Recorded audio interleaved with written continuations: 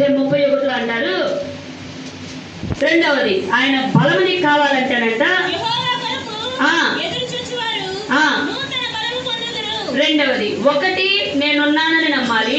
రెండు, నూతన బలము నీకు కావాలంటే ఆయన కోసం ఎదురు చూడాలి. హల్లెలూయా. ఆయన బలము నీకు కావాలి అని అంటే ఎలా ప్రార్థన చేస్తే అలా నీకు బలం రాదు. ఒకవేళ అలా ప్రార్థన చేయకుండా నీకు దొరికింది అని అంటే అది మ్యాజిక్ అయి ఉన్నది. జాగ్రత్త.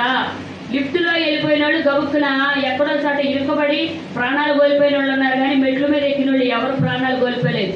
ఎందుకనంటే వాళ్ళు నెమ్మదిగా ఎక్కుతారు. ఆచి తూచి పైన ఉంది కింద ఉంది, ఎంతమంది ఎంతమంది నడిచారు, ఎప్పుడు కట్టారని ఆలోచించి రేకులు ఉన్నాయా క్రాకులు ఉన్నాయా అని చూసుకుని ఎక్కుతారు.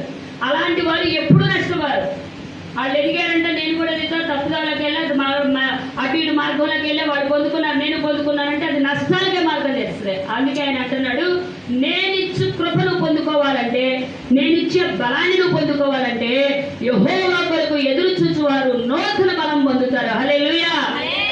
ఇవాళ ప్రార్థన చేయి, కార్యం జరగలేదా? రేపు కూడా చేయి, కార్యం జరగలేదా? ఎల్లుండి చేయి.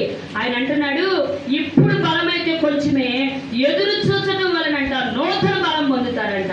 ఆయన అంటున్నాడు, నేను నిన్ను బలపరచడానికే ఉన్నా. మొదట నువ్వు నమ్ముకో, ఒక పని చేయి. రెండవది, నేనిచ్చే బలం కోసం నువ్వు ఎదురు చూస్తూ ఉండు. బలము అనంటే మన దృష్టిలో ఏంటంటే శరీరం